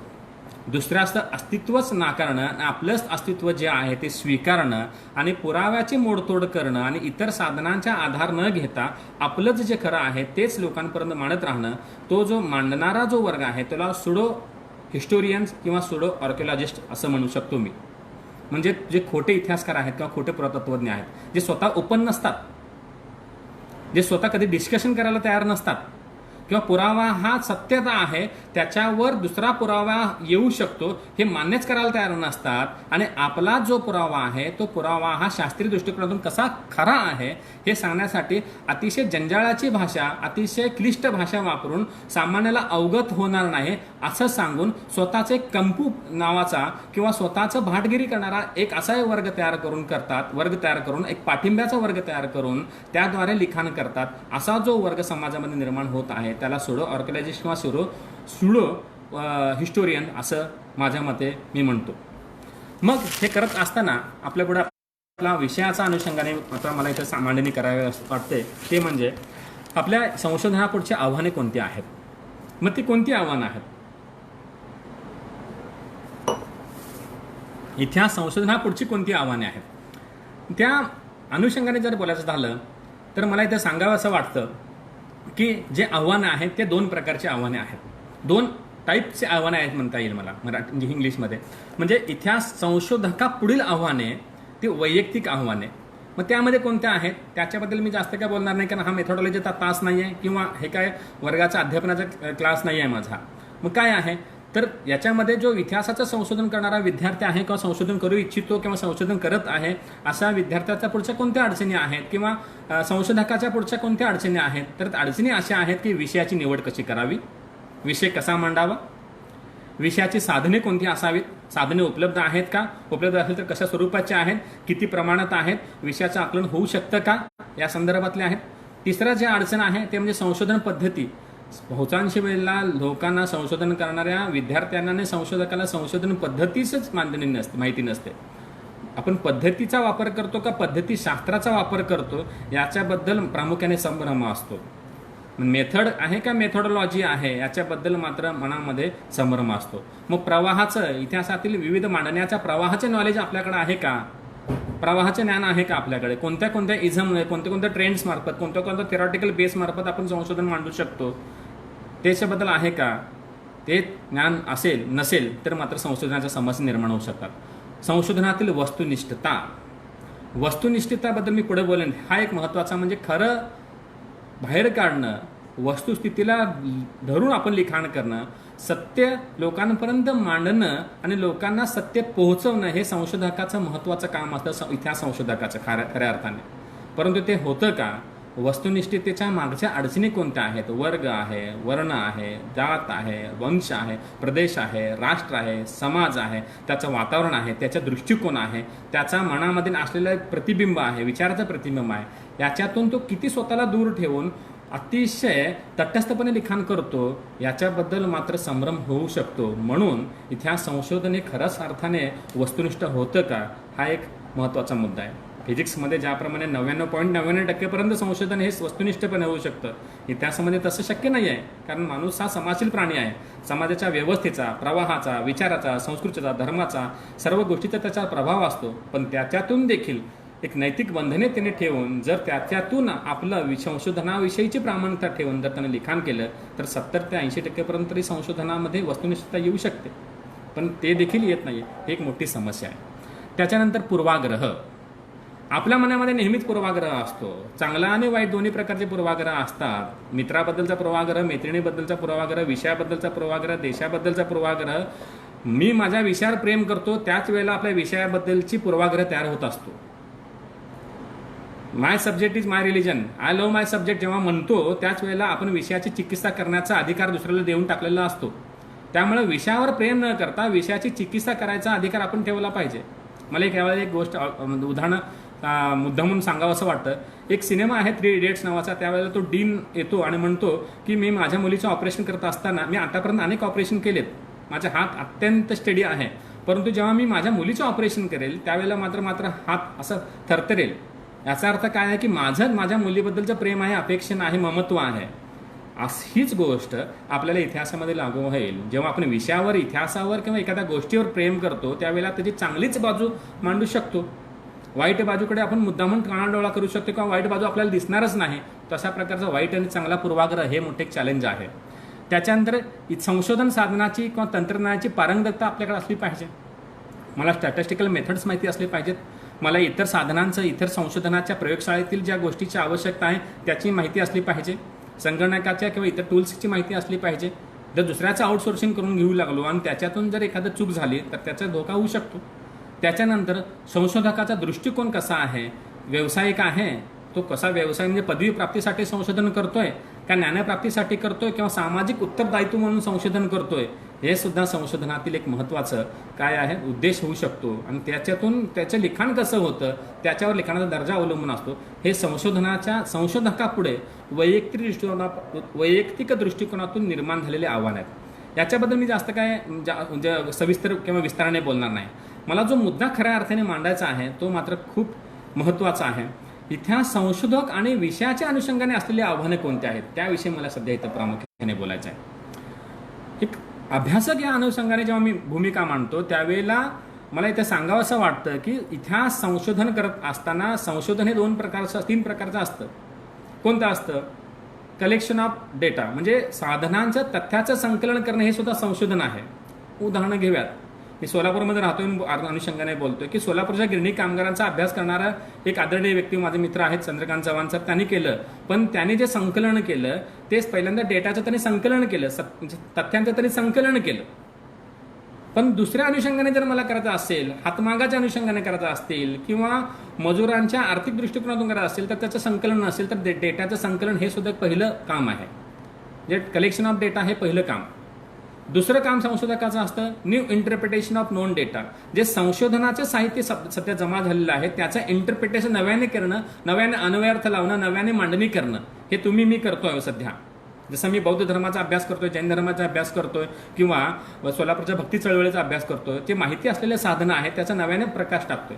आणि तिसरा जो प्रकार आहे तो म्हणजे काय आहे की एक सैद्धांतिक मांडणी करणं, एक मुद्दा नव्याने तयार करण्याचा प्रयत्न करणं. जसे एक माझे एक विद्यार्थी मित्र आहेत जे बिराजदार नावाचे, ते काय करतात की भारतीय इतिहासामध्ये निर्माण झालेला जो इकॉलॉजिकल प्रोस्पेक्ट आहे त्याच्यावर आणखीन कोण संशोधनच केलं नाही समजा, तर परिस्थितिकीय दृष्टिकोनातून किंवा पर्यावरणाच्या दृष्टिकोनातून एक सैद्धांतिक आधार घेऊन भारतीय इतिहासाची मीमांसा करणं हा एक वेगळा प्रकार होऊ शकतो. ह्या तिसऱ्या प्रकारचं संशोधन होऊ शकतं. मग हे सगळं जे आहे या संशोधनाचा आधार घेत असताना त्याच्यातील काही धोके सुद्धा आहेत. एक 10 धोके हे तुमच्यापर्यंत मी मांडण्याचा प्रयत्न करतोय आणि त्याच्यामुळे या आव्हानामुळे काय संभाव्यता होऊ शकते हे सविस्तर मांडणी करायचा मी प्रयत्न करणार आहे. मग कोणते मांडणे आहे? इतिहास संशोधन करत असताना सर्वात महत्त्वाचा धोका जो आहे तो म्हणजे सामान्यीकरणाचा धोका. सामान्यीकरण म्हणजे जनरलायझेशन. एखाद्या परिस्थितीमध्ये जर असे कारण असतील तर त्याची अशी परिस्थिती उद्भवेल आणि त्याचे परिणाम असे होतील, असं जर आपण एक केस स्टडीनुसार सिद्ध केलं. म्हणजे पहिल्या महायुद्धामध्ये जर समजा मोठ्या प्रमाणात काय होईल की जर राजकीय अस्वस्थता असेल किंवा साम्राज्यवादाविषयी चढाओढ असेल तर त्याच्यातून काय होईल की समाजामध्ये किंवा देशादेशामध्ये वैमनस्य वाढेल आणि त्याच्यातून पहिलं महायुद्ध घडलं. जर अशीच परिस्थिती पुन्हा उद्भवली तर तशीच महायुद्ध होतील असं एक जनरल विधान केलं जातं. एक केस स्टडी घेऊन आपण जर सगळ्याच बाबीवर, सगळ्याच गोष्टीवर, सगळ्याच परिमाणावर, सगळ्याच फॅक्ट्सबद्दल, सगळ्याच मुद्द्यांवर अशीच विचार जर थोपला, जनरलायझेशन जर थोपलं, सामान्यीकरणाचे विधान जर आपण लादले तर इतिहासाचं सामान्यीकरण होईल. सामान्यांसाठी वाचला जाणारा इतिहास होईल, ते संशोधन होणार नाही. म्हणजे बहुसंख्य लोकांसाठी केले गेलेलं लोकप्रिय संशोधन होईल, ते सत्य संशोधन होणार नाही. म्हणून जेव्हा आपण समूहाचा, देशाचा, घटकांचा विचार करून जेव्हा संशोधन करतो त्यावेळेला सामान्यीकरणाचा धोका जो आहे तो आपण टाळला पाहिजे. आणि प्रत्येक संशोधन, प्रत्येक तथ्य, प्रत्येक घटना, प्रत्येक व्यवस्था ही दुसऱ्यापेक्षा वेगळी आहे. त्याची कारणं, त्याचे परिणाम आणि त्याचे होणारे जे कृती आहे ती वेगळी आहे. त्याचा अभ्यास करून एक काय की साक्षेपी दृष्टिकोनातून इतिहास मांडला पाहिजे, इतिहासाचं संशोधन केलं पाहिजे. परंतु तसं न होता आपण जनरल विधान करतो, नेहमीच जनरल विधान करतो. असं असेल ना तसं असणारच आहे, 100% तसं होणारच आहे. म्हणजे एखादा चित्रपट हिट होत असेल तर चित्रपटातला हिरो चांगला असेल, संगीत चांगला असेल आणि काय तर अभिनेत्री चांगली असेल तर पिक्चर हिट होणार, हे सामान्य विधान झालं. मग सर्वच पिक्चर एखाद्या हिरोचे हिट होतात का? चांगला संगीतकार असेल, चांगला अभिनेत्री असेल तर असं नाहीये. पण सामान्यीकरणाचे विधान हे खोटे झाले. दुसरा एक महत्त्वाचा धोका जो आहे तो म्हणजे कोणता आहे तर कटकारस्थानाची सैद्धांतिक मांडणी हा एक मोठा आहे. कॉन्स्पिरेटिव्ह थिअरी आपण इतिहासावर लागतो, हे काय आहे हवा, हा एक धोका इतिहासापुढचा. भूतकाळात ज्या घडलेल्या घटना आहेत त्याचं टाईम आणि स्पेसचं कॉन्टेक्स्ट न जोडता, त्याचं परिमाणाचं योग्य आकलन न करता आपण काय करतो की ते जे घडलेल्या घटना आहेत ते युद्ध आहेत, षडयंत्र आहेत, संघर्ष आहे, याचंच चित्रण आपण वैयक्तिक भावनेतून करतो. मग त्याच्यातून धर्म, जाती, वंश, प्रदेश यांच्यामध्ये द्वेष निर्माण करतो. मग जे आतंकवादी भारतामध्ये सापडतात ते सर्वच मुसलमान आहेत, म्हणजे सर्वच मुसलमान हे आतंकवादी आहेत, हे सरधोपट केलेले विधान, जनरलायझेशन आणि कटकारस्थानाची मांडणी. परंतु बहुसंख्य आतंकवादी किंवा सर्वच आतंकवादी जर मुस्लिम असतील तर सगळेच मुसलमान हे आतंकवादी नाही आहेत, याच्याबद्दल कोण बोलायला तयार नाही. याचं कारण असं आहे की हे कटकारस्थानात्मक केली गेलेली मांडणी असते की कॉन्स्पिरेटिव्ह थिअरी हे आपल्या लोकांना बिंबवले गेलेलं असते आणि त्याच्यातून द्वेष दर्शवला जातो, पसरवला जातो आणि त्याचे घटनेचे तत्कालीन परिणाम हे आपल्याला भोगावे लागतात. तत्कालीन कारणमीमांसा, तत्कालीन घटनेची कारणमीमांसा न करता वर्तमानातील संदर्भ त्या घटनेशी जोडले जातात आणि जे सत्य आहे त्याला डावलून कटकारस्थान रोवून स्वतःचा फायदा करण्यासाठी सैद्धांतिक मांडणी केली जाते आणि त्याचा एक सोडो हिस्टोरियन नावाचा जो वर्ग बसलेला आहे त्याच्यासाठी सिस्टमॅटिकली प्रयत्न करतो. मग त्यामध्ये त्याचा जो आधार असतो त्या प्रामुख्याने अफवा असते. त्याच्यामध्ये काय असतं, अर्धसत्य असतं, योगायोगाचं मोठ्या प्रमाणात दर्शन त्यामुळे दिसून येतं. योगायोग अनेक को इन्सिडन्स आपल्याला दिसून येतात. भावना व्यवस्था असते, द्वेषमूलक लिखाण असतं, अस्मितादर्शक लिखाण असतं. त्यामुळं हे जे कॉन्स्पिरेटिव्ह हिस्ट्री रायटिंग जे होतं किंवा सैद्धांतिक मांडणी जी कटकारस्थानाच्याद्वारे केली जाते, हा एक मोठा चॅलेंज आपल्या पुढं आहे. त्याच्यापासून संशोधकांनी सावध राहिलं पाहिजे आणि लिखाण केलं पाहिजे. तिसरा एक महत्त्वाचा धोका संशोधकांपुढचा आहे किंवा इतिहास लेखनापुढचा आहे असं मला वाटतं, तो म्हणजे मिथक आणि पौराणिकता. आता पौराणिकता आणि मिथक म्हणल्यानंतर आपल्याकडचे काही संस्कृतीचे स्वतःला दावेदार समजणारे सांस्कृतिक रक्षक जे लोक आहेत ते माझ्याकडे टवकारून बघू शकतात. मी कोणत्याही धर्मामधील पौराणिकता आणि मिथकाबद्दल बोलत नाही, तर प्रत्येक धर्मामध्ये आणि प्रत्येक समाजामध्ये प्रत्येक धर्मग्रंथांमध्ये मिथक आणि पौराणिकतेमध्ये कथा आणि कविता आणि गेयता आहे. असणं हे अपेक्षित आहे. तोपर्यंत ते ग्रंथ, ते घटना, तो विचार हा लोकप्रिय समाजापर्यंत पोहोचू शकत नाही. सामान्य लोकांना तुमच्या चिकित्सेमध्ये, विश्लेषणामध्ये, संश्लेषणामध्ये अजिबात आवड नसते. तर सामान्य लोकांना आवड असते ते नॅरेशन्समध्ये, कथनांमध्ये, कवितांमध्ये आणि डिस्क्रिप्शनमध्ये म्हणजे वर्णनांमध्ये असते. तुम्ही किती विलोभनीय कथा सांगताय त्याच्यावर असते. मग अशा मिथकांचा, अशा पौराणिक गोष्टीचा म्हणजे धार्मिक परंपरा, रीती, रिवाज, नैतिक कथा या सगळ्याच धर्मातील बोलतो आम्ही, सगळ्याच धर्मातील कथेंचा, आधाराचा, प्रभाव म्हणजे विचाराचा प्रभाव हा समाज मनावर प्रचंड मोठ्या प्रमाणात असतो. अशा अनेक कथा दिसतील आपल्याला जे समाजामध्ये मिथकांचा प्रभाव इतका मोठ्या प्रमाणात असतो की मिथकालाच किंवा त्या मिथकालाच सत्य मानून वर्तमान काळासुद्धा त्याच्यानुसार प्रभावित झालेला असतो. त्या मिथकांचा जो रोल असतो तो इतिहास बांधणीमध्ये प्रामुख्याने खूप मोठा असतो आणि त्याला विरोध करून, त्या मनोरंजनाचा साहित्याला विरोध करून काय केलं पाहिजे की आपण एक विचार मांडला पाहिजे. एक जो तो मिथक नाही आहे, तो सत्य आहे, तेच मिथकापासून वेगळं आहे हे मांडण्यासाठी मग धारिष्ट जे असतं ते धारिष्ट संशोधकांच्या मध्ये नसतं. कारण त्याच्यावर प्रभाव असतो तो राजकारणाचा, त्याच्यावर जो प्रभाव असतो तो संस्कृतीचा, त्याच्यावर जो प्रभाव असतो तो वंशाचा, त्याच्यावर प्रभाव असतो तो आपल्या कुटुंबाचा, व्यवस्थेचा. मग त्याला नाकारून जर लिखाण केलं गेलं तर समाजातील माझे लिखाण स्वीकारलं जाईल का? तसा प्रयत्न महात्मा फुलेंनी केला. तसा प्रयत्न स्वातंत्र्यावर सावरकरांनी सुद्धा केला. सावरकरांनी कधीच गायीला पूजनीय मानले नाही. सावरकरांनी गायीला म्हणलं की गाय ही उपयुक्त प्राणी आहे. मग हा जो विचार मांडलेला आहे तो विचार आपण स्वीकारत नाही. किंवा बाबासाहेब आंबेडकरांनी सुद्धा म्हणलंय रिडल्स बद्दल आपण प्रामुख्याने सरळ मनाने स्वीकारत नाही. रिडल्स इन हिंदुइझम जेव्हा वाचू त्यावेळेला सामान्य असलेला हिंदू सुद्धा त्याला आंबेडकरांचा द्वेष निर्माण होईल का? तर त्याच्या मनावर संस्कृतीचे काय आहेत अवगुंठन झालेलं आहे. हा एक महत्त्वाचा पौराणिकतेचा प्रभाव आपल्यावर आहे. म्हणजे पौराणिकता आणि मिथक हे सत्य नसतं पण सत्याचं आभासी चित्र असतं. ते सुद्धा आपल्या पुढे काय असतं, चॅलेंज निर्माण करतं. कारण ते 80% इतिहासाला प्रभावित करत असतं. दुसरा एक महत्त्वाचा मुद्दा याच अनुषंगाने मला सांगायचा आहे ते म्हणजे काय, इतिहासकार मिथकाचा वापर काळजीपूर्वक करतात परंतु सामान्य लोक करत नाहीत. तानाजी सिनेमाचा पाहूयात. तानाजी सिनेमाची जी एंट्री दाखवली गेलेली आहे त्या एंट्रीमध्ये तानाजी हा जने काय स्पायडरमॅन सारखा खाली उडी मारत आलेला आहे. वास्तविकता तसं आहे का? परंतु लोकांना मिथकामध्ये इंटरेस्ट आहे. त्याचं शौर्य दाखवण्यासाठी केले गेलेलं मांडणी आहे. किंवा सध्याच्या आपल्याला पौराणिक सिरियल जे टीव्हीवर दाखवले जात आहे त्याच्यामध्ये एक बाळूमामा नावाचं सिरियल आहे. त्याच्यामध्ये दाखवलं गेलेलं आहे की नदी त्याला वाट अडवते आणि नदीमध्ये भंडारा फेकतो आणि नदी पूर्ण वाट काढून दाखवते. हे मिथक आहे, सत्य आहे का? कोणत्याही विवेकशील माणसाला ते पटणारच नाही. परंतु लोकांच्या मनावर मात्र त्याचा प्रभाव आहे ना. मग लोकांच्या मनावरचा प्रभाव दूर करायचा असेल तर आपल्याला पुराव्याच्या आधारे सत्य समजावून सांगावं लागेल आणि लोकांना सांगावं लागेल की या व्यक्तीचे चरित्र मोठं करण्यासाठी, घटना मोठी करण्यासाठी या कथानकाची जोड दिली गेली आहे. कथानक खरी नाही तर ती व्यक्ती खरी आहे. हा एक महत्त्वाचा मुद्दा आहे. तसंच काही उदाहरण तुमच्यापुढे मी मांडतोय. पुष्पक विमान म्हणजे तुकाराम महाराजांचं सदैव वैकुंठ आगमन, बुद्धाचा पुनर्जन्म. बुद्धाने अनेक पुनर्जन्म घेतले. बुद्ध पुनर्जन्माला विरोध करते हे सोडून गेल्याने महायान पंथानुसार बुद्धाचा पुनर्जन्म सिद्धांत थोपला गेला.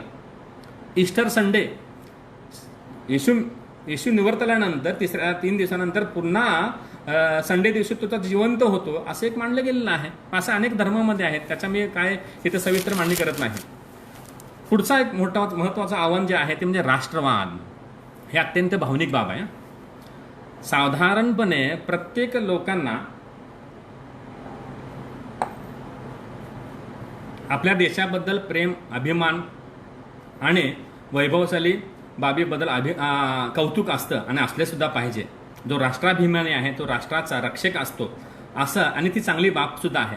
जगासमोर चांगल्या देशाच्या बाबी आणणं, जगाला देश कशा रीतीने आपली प्रगती करतोय ते सांगणं आणि आपल्या देशाचं रक्षण करणं, आपल्या देशाचा इतिहास समाजापर्यंत मांडणं हे आपल्या लोकांचं कर्तव्य असतं. मग तो राष्ट्रवादी इतिहास लेखन झालं.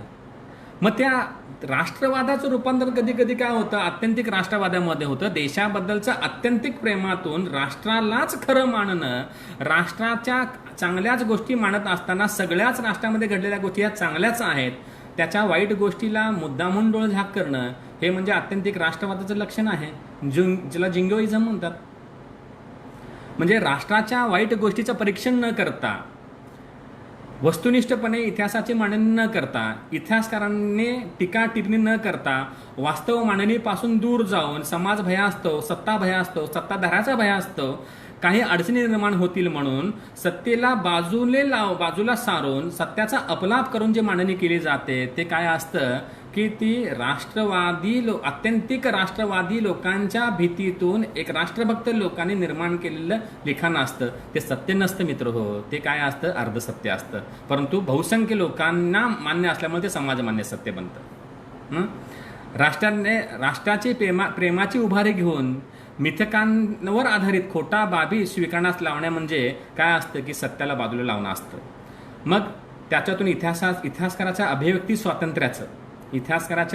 स्वातंत्र्याचे गळचेपी होते.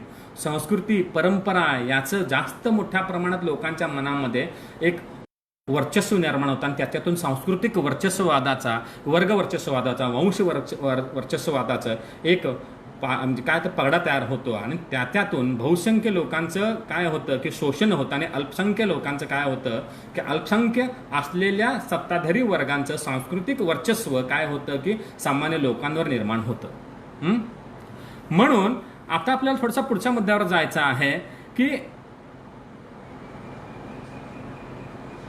पुढच्या मुद्द्याला जायचं आहे तो म्हणजे काय, राष्ट्राच्या चांगल्याच बाजू दर्शवल्या झाल्यानंतर त्याच्यातून त्रुटी सुद्धा आपल्याला दर्शवता आल्या पाहिजेत. त्या त्रुटी आपल्याला राष्ट्रवादी लेखनामध्ये प्रामुख्याने दिसत नाहीत असं म्हणत नाही मी, परंतु आत्यंतिक राष्ट्रवादी दृष्टिकोनातून जर लिखाण केलं गेलं तर त्याच्यातून हा एक धोका संभवू शकतो असं माझं म्हणणं आहे. पुढचा एक महत्त्वाचा मुद्दा इथं मला मांडायचा आहे, भूतकाळाची आत्यंतिक ओढ. भूतकाळाबद्दल आपल्या मनामध्ये आत्यंतिक ओढ असणं हा एक सुद्धा एक महत्त्वाचा धोका इतिहास संशोधकांपुढे आहे. म्हणजे भूतकाळ तो रम्य तो भूतकाळ आपण जेव्हा म्हणतो मनोहरी असतो, गौरवशाली असतो, वैभवसंपन्न असतो. आमच्या वेळेला असं होतं, आमच्या वेळेचे लोक खूप हेल्दी होते आणि आमच्या वेळेच्या लोकांना रोगराई वगैरे होत नव्हती असं जे आपण सरधोपटपणे विधान हे आपण ऐकतो. म्हणजे वर्तमानाचा तसा दर्जा नाही आहे. वर्तमानाबद्दल आपल्याला काही संदर्भ न लावता आपण काय करतो की भूतकाळातील संदर्भ हेच खरे संदर्भ आहेत असं म्हणतो आणि पुन्हा पुन्हा काय करतो की भूतकाळाला गौरवत भवतराला गुंजारत बसतो. म्हणजे काही लोकांच्या मनानुसार चातुर्वर्ण्य संकल्पना जी आहे ती चांगली आहे, समाजाची ती गरज होती. मनू महाराज त्यांच्या शब्दातून बोलतो, मनू महाराज हा त्याचा आदरपूर्वक उल्लेख करतात. त्यांनी समाजाला नियमित करण्यासाठी म्हणून स्मृती ग्रंथ रचले किंवा वर्णसंकराला थोपवण्यासाठी म्हणून ग्रंथ रचले असं ते गौरवाने सांगतात. कारण ते भूतकाळामध्ये रमतात, कारण भूतकाळामध्ये रमण्यामध्ये त्यांचा सांस्कृतिक वर्चस्वाचा एक अधिकार असतो. मग त्याच्यामध्ये भावनिकता असते, त्यांची एक मनोभूमिका असते, त्याच्यामध्ये वस्तुनिष्ठता कमी असते कारण भूतकाळ हा त्यांना आवडत असतो. मग भूतकाळ आवडल्यानंतर भूतकाळाचं आपण चिकित्सा करू शकतो का? नाही करू शकत. त्यामुळे भूतकाळाविषयी आपल्याला काय करावं लागेल, ओढ जे आहे, नॉस्टॅल्जिया जो पास्टबद्दल आहे तो थोडासा बाजूला ठेवला पाहिजे आणि त्याचं एक तटस्थपणे परीक्षण करता आलं पाहिजे. पुढचा महत्त्वाचा मुद्दा जो आहे तो म्हणजे मूळ निवासी किंवा अधिवासाबद्दल आकर्षण. आता हा एक महत्त्वाचा मुद्दा आहे. काही लोक काय असतात की जे मटेरियलिस्टिक जग आहे किंवा प्रगत जग आहे, भौतिकवादाचा तिरस्कार करून आपल्या आदिवासी संस्कृतीबद्दल किंवा अधिवासाबद्दल म्हणजे मूळ ठिकाणाबद्दल हे अत्यंत अभिमानी असतात. जे वनामध्ये राहतात, जे समाजापासून तटस्थ राहतात, त्यांना प्रगतीशी, त्यांना भौतिक प्रगतीशी, टेक्नॉलॉजिकल प्रगतीशी, सिव्हिल सोसायटीशी काही देणे घेणं नसतं. त्यांना त्यांच्याच अवस्थेमध्ये जीवन जगायचं असतं. मग हे जीवन जगत असताना त्यांना काय करायचं असतं, आपले जीवन जे आहे ते सुखी आहे, साधं आहे, सामूहिक सुरक्षिततेचं आहे, सद्भावनेचं आहे, याचा त्यांना प्रचंड अभिमान असतो. म्हणून ते काय करतात की त्या संस्कृतीचं रक्षण करण्यासाठी म्हणून स्वतः नेतृत्व स्वीकारतात आणि स्वतः नेतृत्व स्वीकारून काय करतात, त्या संस्कृतीचं रक्षण करायचा प्रयत्न करतात. अशा अनेक आदिवासी कुळातील लोक आपल्याला पाहायला मिळतात की यांचा संबंध मुद्दाम होऊन ते प्रगत संस्कृतीची येऊ देत नाहीत. मग त्यांचा विकास व्हायला पाहिजे का नाही, त्यांचा इतिहास कोणता मांडला पाहिजे संशोधकांनी. मग संशोधक हे काय होतात, संशोधक त्यांच्यापर्यंत पोहोचत नाहीत, कारण त्यांच्यापर्यंत पोहोचले जात नाही, कारण ते अलिप्त राहतात. मग त्यांना मुख्य प्रवाहात आणण्यासाठी त्यांच्या बाबीचं, त्यांच्या समुदायाचं, त्यांच्या विचारांचं, त्यांच्या संस्कृतीचं, त्यांच्या जीवनमानाचं वस्तुनिष्ठपणे आकलन होण्यासाठी म्हणून त्यांच्यापर्यंत पोहोचलं पाहिजे, त्यांचं आकलन झालं पाहिजे, म्हणून त्यांचं प्रबोधन झालं पाहिजे. आणि प्रबोधन होत नाही म्हणून त्यांचं पूर्णतः चित्रण होत नाही. मी मध्य प्रदेशमध्ये गेलो होतो 2 महिन्यापूर्वी. त्यावेळेला मला लॉकडाऊनच्या पूर्वीची गोष्ट बोलतोय, त्या ठिकाणी मला एक आदिवासी संग्रहालय दिसलं. संग्रहालय कल्पना अशी असते की जेणेकरून 4 भिंतीमध्ये बंदिस्त असतं किंवा एखाद्या हॉलमध्ये असतं, दालनं असतात, परंतु ते असे एक संग्रहालय होते की त्या ठिकाणी भारतातील सर्व आदिवासींचे जे वस्तीस्थानं आहेत त्याची एक रचना त्यांनी केलेली होती आणि त्या ठिकाणी आदिवासी लोक प्रत्येक हंगामात येऊन राहत होते. असा एक प्रयोग झाला पाहिजे आणि त्यांना पुन्हा प्रगत संस्कृतीशी जोडता येण्यासाठी प्रयत्न झाला पाहिजे. आणि झालं तर आपल्याला आदिवासी संस्कृती किंवा मूळ आदिवासी लोक यांचा काय जो वारसा आहे तो आपल्याला जोपासता येईल असं मला वाटतं. त्याच्यानंतर पुढचं एक महत्त्वाचं जे आव्हान संशोधकांच्या पुढचं आहे, इतिहासापुढचं आहे, तो म्हणजे युरोप केंद्रीय इतिहास लेखन. युरोप केंद्रीय इतिहास लेखन म्हणजे काय की तुम्हाला माहिती आहे मित्र की युरोपाचं वर्चस्व भारतावर किंवा सबंध जागावर औद्योगिक क्रांतीनंतर मोठ्या प्रमाणात वाढलं. अर्थकारण, राजकारण, समाजकारण, संस्कृती या सर्वच गोष्टीवर युरोपाने आपलं वर्चस्व निर्माण केलं आणि त्याच्यातून काय झालं की त्यांचा एक सांस्कृतिक वर्चस्व सुद्धा निर्माण झालं आपल्यावर. मग व्हाईट मॅन बर्डन थिअरी जे असेल किंवा सिव्हिलायझिंग मिशन असेल या स्वरूपाचे कॉन्सेप्ट त्यांनी निर्माण केले. म्हणजे आशिया खंडातील जे लोक आहेत ते मागासलेले आहेत, त्यांना सिव्हिलाइज्ड करण्यासाठी युरोपियन लोक आलेले आहेत आणि त्यांच्या खांद्यावर ते ओझं आहे, बर्डन आहे म्हणून ते आलेले आहेत असा एक सिद्धांत आपल्यावर थोपवला गेला. आणि त्यामुळे झालं काय की युरोपीय केंद्रीय लिखाण केलं गेलं. मग वसाहतवादाच्या कालखंडामध्ये तसंच लिखाण केलं गेलं आणि वसाहतोत्तर कालखंडामध्ये जे युरोपमध्ये संशोधक निर्माण झाले त्या संशोधकाने अनेक प्रवाह निर्माण केले. मग त्या प्रवाहाबद्दल मी मागास म्हटल्याप्रमाणे साम्राज्यवादी प्रवाह आहे, प्रत्यक्षार्थवादी प्रवाह आहे, मार्क्सवादी प्रवाह आहे, त्याच्यानंतर सध्या निर्माण झालेला अनल्स नावाचा जो प्रवाह आहे, अशा अनेक प्रवाह सध्या आपल्या अवतीभोवती आपल्या इतिहास संशोधन करताना अनेक संशोधक माझ्यासारखे माणसं सुद्धा वापरतात. पण हे वापरत असताना युरोपातीलच संशोधनाची पद्धत खरी आहे आणि त्याचनुसार त्याच दृष्टिकोनातून इतिहासाची मांडणी केली पाहिजे आणि त्यानुसारच मांडणी केली तरी सर्वसामान्यपणे लोक स्वीकारतील किंवा विद्वज्जन स्वीकारतील किंवा आंतरराष्ट्रीय पातळीवर त्याला रेकग्निशन मिळेल. असा जो युरोप सेंट्रिक जो दावा आहे, युरोसेंट्रिक जो दावा आहे तो खोटा आहे असं मला वाटतं. त्या सिद्धांताचा, त्या थेअरीचा, त्या आयडिओलॉजीचा वापर करावा, परंतु भारतीय समाज, भारतीय व्यवस्था, जाती प्रथा, त्याच्यानंतर समाज व्यवस्था, मानसिकता, त्याच्यानंतर इथल्या घटना, इथली संस्कृती, इथलं धर्म, इथलं राजकारण, इथली व्यवस्था काय आहे आणि त्याला ते जे सिद्धांत आहे, त्या थेअरी आहे त्या व्यवस्थितपणे लागू होतील का तर त्या तपासून पाहिल्या पाहिजेत आणि त्यानुसार लिखाण केलं पाहिजे. ते होताना दिसत नाही आणि सरधोपटपणे काय करतो की सबाल्टन जो प्रवाह आला आहे तोच प्रवाह आपण घेतोय. सबाल्टन प्रवाहाची सुरुवातीची आपण अँटोनियो ग्रामची आणि रणजित गुहांना देतो, परंतु त्याच्याही पूर्वी डॉक्टर बाबासाहेब आंबेडकरांनी सबाल्टनची विचार मांडलेला होता, महात्मा फुलेने मांडलेला होता. याच्याबद्दल आपण कधीच बोलत नाही. म्हणजे याचा अर्थ काय आहे की युरोसेंट्रिक अप्रोचने जर लिखाण केलं तर कोणतरी आपल्याला विद्वान समजेल या भूमिकेतून काय करतो की आपलं लिखाण आपण युरोसेंट्रिकच करतो असं मला वाटतं. म्हणून काय होतं की जसा राष्ट्रवादी इतिहास लेखनामध्ये द्वेष आहे तसाच युरोसेंट्रिक इतिहास लेखनामध्ये असा द्वेष आहे. कारण युरोसेंट्रिक इतिहास लेखनाचा दोष असा आहे की त्याच्यातून फक्त पाश्चात्य केंद्रीय इतिहास लेखन होतं आणि पाश्चात्यांना आवडेल निवडेल असंच लिखाण होतं आणि ते आपल्या संस्कृतीला प्रचंड प्रमाणात नावं ठेवतात. आपण बार्बरिक होतो, आपण आदिवासी होतो, आपल्याला ज्ञान नव्हतं, आपल्याला इतिहासच नव्हता असे म्हणजे आंधळे आरोप किंवा बिनधास्त आरोप ते करतात आणि त्याला उत्तर देण्यासाठी म्हणून वेगळ्या प्रवाहाचं लिखाण झालं. पण त्याच्यासुद्धा सावधानतेने वापर करणं गरजेचं होतं. तसं न झाल्यामुळे अनेक समस्या उद्भवल्या. पुढेचे एक आव्हान आपल्यापुढे आहे त्या संशोधनापुरतं टॉप टू डाऊन आणि बॉटम टू अप संशोधन. म्हणजे काय, ऊर्ध्वगामी आणि अधोगामी लेखन. म्हणजे वरून खाली आणि खालून वर असं लिखाण आपण करतो. आता हे काय आहे संकल्पना तर असं आहे की अधोगामी म्हणजे वरून खाली म्हणजे लेखन म्हणजे काय आहे की लेखन करत असताना वरच्या वर्गाचा विचार मनामध्ये ठेवून कुलीन समाजाचा राजा, सरदार, सामंत, धर्मगुरू, श्रेष्ठ वर्ण किंवा श्रीमंत लोक यांचा विचार मनामध्ये केंद्रित ठेवून आपण काय करतो की भांडवलदारी केंद्री, धर्मकेंद्री, वंशकेंद्री, सांस्कृतिक, राजकीय, धार्मिक, आर्थिक वर्चस्व निर्माण करणारा एक विचार असा मांडणारा एक विचाराचं लेखन करतो. म्हणून त्याला विरोध करणारे लोक आहेत. खरा इतिहास हा आमच्यापर्यंत पोहोचलाच नाही. खरा इतिहास हा वेगळाच आहे. खरा इतिहास जर पोहोचवायचा असेल तर काय करावं लागेल, आपल्याला पुन्हा एकदा रिरायटिंग करावं लागेल, रिथिंकिंग करावं लागेल असं कोण म्हणतो. मग त्याला काय आहे उत्तर.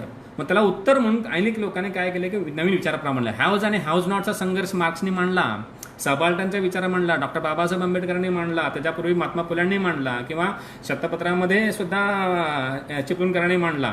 परंतु त्याच्यावर जे लिखाण केलेलं आहे ते खालून वरच्या अनुषंगाने गेलेलं आहे. जे ते काय करतात सामान्य लोकांचा, शेतकऱ्यांचा, कामगारांचा, वंचितांचा, उपेक्षितांचा, आदिवासीचा, नोमॅडिक ट्राईबचा या सगळ्यांचा विचारांचा इतिहास ते मांडतात आणि ते त्या आपापल्या पद्धतीने बरोबर असतात. म्हणजे टॉप टू डाऊन लिखाण करणारे त्यांच्या दृष्टिकोनातून लिखाण करतात आणि बॉटम टू अप लिखाण करणारे त्यांच्या दृष्टिकोनातून लिखाण करतात. जोपर्यंत त्यांच्यामध्ये पृथकता आहे तोपर्यंत त्यांचे लिखाण चांगलं आहे, त्यांचा एक प्रवाह मान्य आहे. परंतु जेव्हा ते एकमेकाच्या विषयावरचा विचार करत असताना खंडन आणि मंडन करतात आणि त्यावेळेला आताताई भूमिका घेतात किंवा एकांगी भूमिका घेतात, त्यावेळेला काय होतं मात्र लेखनाविषयी विसंवाद निर्माण होतो आणि त्याच्यातून काय होतं की पूर्वाग्रह दूषित लिखाण होऊ शकतं आणि हे सातत्याने होत चाललेलं आहे.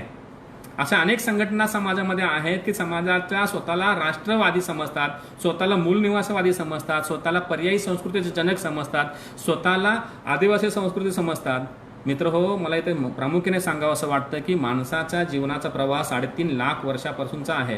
कोणताच वंश, कोणताच जात आणि कोणताच वर्ण इथं शुद्ध वंशाचं नाही आहे, कोणताच माणूस बाहेरचा नाही आणि कोणताच माणूस आजचा नाही आहे. हा विचारच आपण त्यागून दिला पाहिजे. हा आता विचार कालबाह्य झालेला आहे असं मला म्हणावं असं वाटतं. पुढचा एक महत्त्वाचा मुद्दा इथं मला मांडायचा आहे,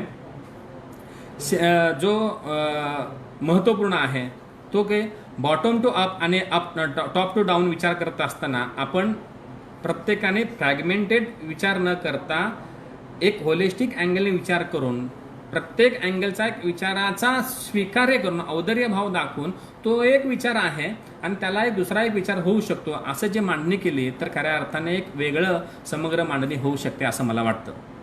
पुढचा एक महत्त्वाचा मुद्दा मांडायचा आहे की सिनेमॅटिक लिबर्टी हे एक मोठं आव्हान आहे आपल्यापुढं. सिनेमॅटिक लिबर्टी म्हणजे काय, तर आता तथ्याशी त्याचं काही देणे घेणं नसतं. सिनेमामध्ये अनेक सिनेमे असं पौराणिक सिनेमे आहेत किंवा इतिहासाच्या व्यक्तिमत्वावर आधारित असे अनेक सिनेमा आहेत की त्या सिनेमाच्या आधारे काय करतो आपण मांडणी करतो किंवा लोकांपर्यंत पोहोचतो गोष्टी घेऊन. ज्या गोष्टी आहेत त्या गोष्टीचा हिरो किंवा त्याचं कर्तृत्व, त्याचे विचार हे विचार तर दिसत नाही आहेत, परंतु त्याचं कर्तृत्व हे मोठ्या प्रमाणात लोकांना ग्लोरीफाय करून दाखवले जातात. त्यामुळे काय होतं की त्या करत असताना त्याच्यामध्ये सिनेमॅटिक लिबर्टीचा एक ॲडव्हान्टेज तो डायरेक्टर किंवा तो प्रोड्युसर घेत असतो. मग सामान्यपर्यंत पोहोचण्यासाठी ते एक साधं सोपं माध्यम आहे, ते लोकप्रिय असं माध्यम आहे, जनसामान्याचा पाठिंबा मिळालेलं माध्यम आहे. मग ते तथ्याचे मोडतोड करतात, त्यामुळे सामाजिक तेढ निर्माण होते, त्यामुळे त्याचा परिणाम हा समाजावर जास्त मोठ्या प्रमाणात होतो.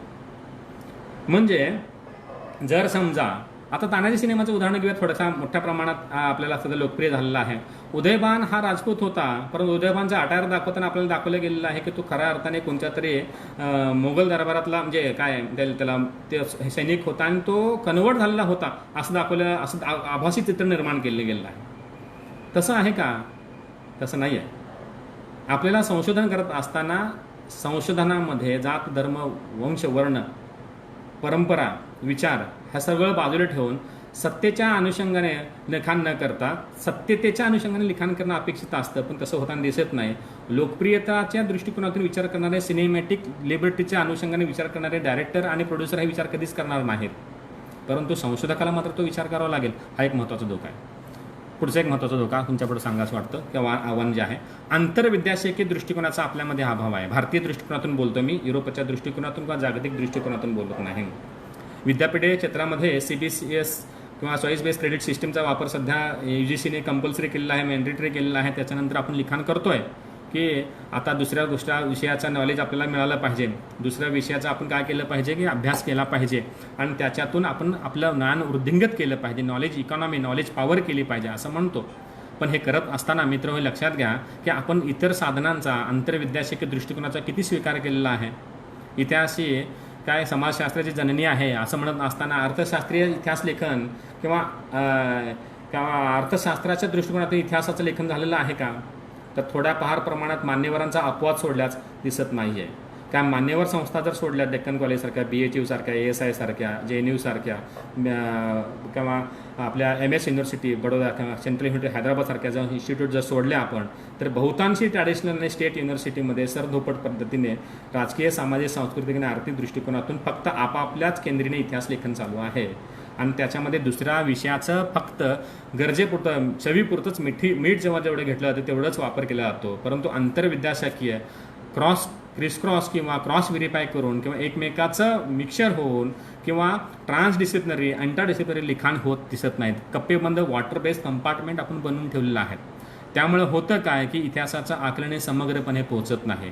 इतिहासाचा एक प्रकार हा पर्यावरणवादी होऊ शकतो, स्त्रीवादी होऊ शकतो. इतिहासाचा एक प्रकार हा जिओलॉजिकल दृष्टिकोनातून होऊ शकतो. इतिहास आणि मिलिटरीचा संबंध आहे, इतिहास आणि फिजिक्सचा संबंध आहे असं जेव्हा म्हणतो, संबंध प्रस्थापित करण्यामध्ये कुठंतरी आपण कमी पडत आहोत आणि ते कमी पडलेले प्रयत्न आता तोडले पाहिजेत आणि वाढवले पाहिजेत आणि जास्तीत जास्त प्रयत्न करून आंतरविद्याशाखीय दृष्टिकोन वापरला तर त्याच्यातून काय होऊ शकेल की आपला इतिहास हा होलिस्टिक अँगलने मांडता येऊ शकेल. त्याच्यानंतर हे सगळं जे मी तुमच्यापुढे सांगितले ते आव्हानं आहेत, इतिहास संशोधनापुढचे आव्हानं आहेत. मग त्याच्यातून संभाव्यता या मुद्द्याकडे मला इथे यायचं आहे, तो प्रामुख्याने जास्त महत्त्वाचा आहे असं मला वाटतं. हे जर सगळं जर व्यवस्थितपणे जर आपण टाळलं, याच्यातील धोके जर व्यवस्थितपणे जाणकारपणे, वस्तुनिष्ठपणे टाळून आणि चांगल्या रीतीने इतिहास संशोधन जर आपण केलं किंवा इतिहास हा सर्वसामान्य जे 80% लोकांना जो लोकप्रिय इतिहास माहीत आहे, तो लोकप्रिय इतिहासामध्ये मोठ्या प्रमाणात मनोरंजकता आहे, मोठ्या प्रमाणात वस्तुनिष्ठता नाही आहे, त्या सगळ्या जो मिथक आहेत त्या मिथकांना बाजूला टाकून आपण जर सत्य इतिहास लोकांपर्यंत साध्या सोप्या कथनाच्या स्वरूपात आणि सामान्य लोकांसाठी कळेल असं स्वरूपात जर आपण लोकांपर्यंत पोहोचवला तर आपल्याला काय सांगता येईल, त्यासाठी जर पोहोचवला तर आपल्यापुढे एक काय करता येईल की आव्हाने कमी करता येतील असं वाटतं. जर आव्हानं न कमी करता जर आपण तशाच पद्धतीने जर लिखाण करू लागलं तर आपल्यापुढे संभाव्यता काय आहेत, तर संभाव्यता आहे की आपला जो भारत देश जो आहे तो सामाजिक सद्भावनेवर टिकून आहे, एकतेवर टिकून आहे, विविधतेमध्ये एकता नांदणारी आहे.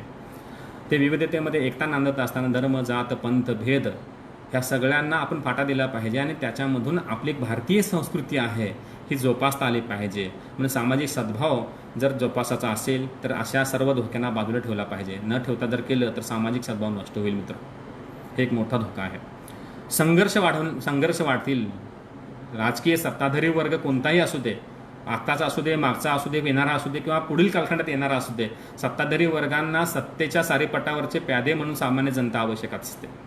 म्हणजे सारीपाटावरच्या सामान्य जनतेने स्वतःची बुद्धी ही गहाण न ठेवता विवेकनिष्ठता आणि बुद्धिवादीपणा आणि मानवतेच्या दृष्टिकोनातून सामाजिक समस्येकडे आणि सामाजिक व्यवस्थेकडे पाहिलं पाहिजे आणि संघर्ष वाढवणाऱ्या विचारांना, लेखनाला विरोध केला पाहिजे आणि सद्भावना वाढवली पाहिजे. मग संघर्ष वाढणार नाही. तिसरा एक संभाव्यता अशी आहे की असत्य इतिहास लेखन लोकांमध्ये रूढ होईल. हे जर न मानता जर आपण तसंच आहे, खरंच आहे असं जर म्हटलं तर लोकांना हेच पटत राहील. सत्य जे आहे ते दडून जाईल आणि पुढील कालखंडामध्ये तू एखाद्या व्यक्तीला जर आपण 10 वेळा म्हणलो की नालायक आहे, 10 वेळा नालायक म्हटल्यानंतर त्या 11 वेळेला त्याला खरंच प्रश्न पडेल की मी लायकच नाही, नालायकच आहे असं होऊ शकतं. त्यामुळे असत्य लोकांवर बिंबवत गेलं तर गोबेल्स नीतीप्रमाणे ते सत्य वाटू शकेल. तो एक धोका आहे. लेखन स्वातंत्र्य राहणार नाही मित्र. हो, जर असं जर झालं तर लेखनाचं स्वातंत्र्य सामान्य लोकांना राहणार नाही. आणि लेखन स्वातंत्र्य जर राहणार नसेल तर लेखन स्वातंत्र्याला आपल्याला काय करावं लागेल, विरोध करावा लागेल. आणि लेखन स्वातंत्र्यातून काय करावं लागेल, आपण मोठ्या प्रमाणात आपल्या अभिव्यक्तीचा विचार करत असताना, आपलं अभिव्यक्ती जोपत असताना राष्ट्राच्या एकतेला आपण धोका तर करत नाही ना असा विचार करावा लागेल. अतिबुद्धिवादी बनण्याच्या मागचा विचार असा नाही की राष्ट्राच्या एकसंगतेला आणि अखंडतेला आपण आव्हान दिलं पाहिजे, असं नाही आहे. तर मांडत असताना एक त्याच्यामधला एक मार्ग जो असतो तो मार्ग म्हणजे तो असतो की मध्यम मार्ग असतो, तो मध्यम मार्गाचा अवलंब आपण केला पाहिजे. पण त्याचं जर लेखनाचं स्वातंत्र्यच राहणार नाही तर ते मध्यममार्गी लिखाण राहणार नाही आणि एकांगी लिखाण होऊ शकेल. त्याच्यानंतर मनोहारी खोट्या विश्वास आपण रमून जाऊ शकतो. कदाचित असं जर राहिलं तर आपल्याला सत्य जाऊन जाईल, संपून जाईल आणि जे असत्य आहे तेच मनोहारी सत्य आहे असा विश्वास आपण रममान होऊन जाऊ आणि त्याच्यामध्येच आपल्याला रम्य तो भूतकाळ याच्याबद्दल आपल्याला जास्त ममद वाटू लागेल. ही जी व्यवस्था राहिली तर ती आपल्याला प्रगतीला मारक आहे असं मला वाटतं. म्हणून ज्ञानाचं लोकशाहीकरण करण्यासाठी, इतिहासाचं लोकशाहीकरण करण्यासाठी इतिहासातील चांगल्या बाजू आपण लोकांपर्यंत समजून सांगितल्या पाहिजेत. दहशतवाद असा संपवला पाहिजे म्हणून अफजल खानाने शिवाजी महाराजांचे चित्र जेव्हा दाखवतो त्यामागचा सत्ता संघर्ष समजला पाहिजे. तो धर्मसंघर्ष नव्हता तर तो सत्ता संघर्ष होता, तो समजून घेतला पाहिजे. आपल्याला लोकांपुढे रक्तरंजित इतिहासाचे दाखले लिहायचे नाही आहेत. आपल्याला लोकांपुढे सांगायचं काय आहे की लोकांना प्रेरणात्मक उत्स्फूर्तीचा, आपल्याला लोकांना पॉझिटिव्ह इतिहास लोकांना सांगायचा आहे, सकारात्मकतेचा इतिहास सांगायचा आहे. हे सांगत असताना जे नकारात्मकतेचे दाखले आहेत ते सुद्धा आपल्याला काय सत्य असतानाच देखील संशोधकापुढे मांडत आहेत, सामान्य लोकांपर्यंत मांडत असताना मात्र त्याची काळजी घ्यायची आहे असं मला वाटतं.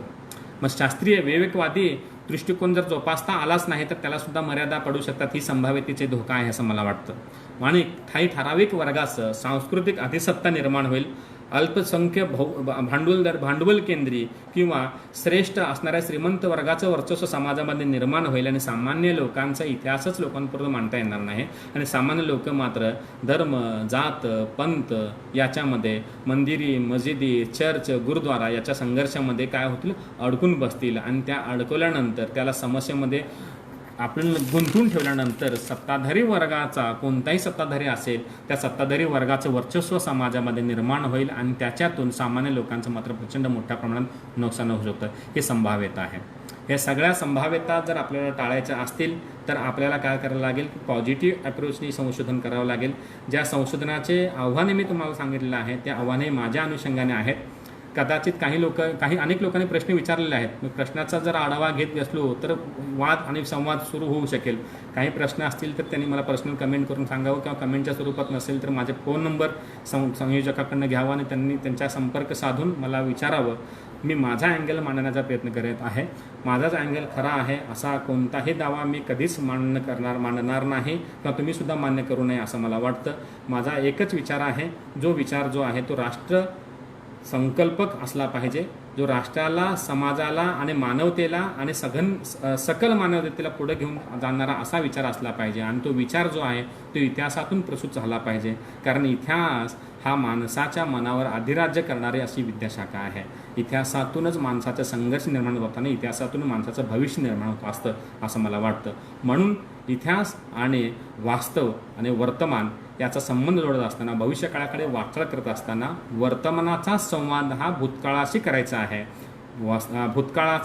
भूतकाळाचे संपर्क किंवा भूतकाळाचे संदर्भ घेऊन वर्तमान काळात आणि भविष्य काळात विध्वंस घडवायचं नाही, ही काळजी आपण घेऊयात. आणि इतिहासाच्या संशोधनाकडे आणि लोकप्रिय इतिहास संशोधन आणि वस्तुनिष्ठ इतिहास संशोधन हे समजून घेऊयात आणि अतिशय जाणकारप्रमाणे विचार हे लोकांपर्यंत पोहोचण्याचा वसाव घेऊयात असं मला वाटतं.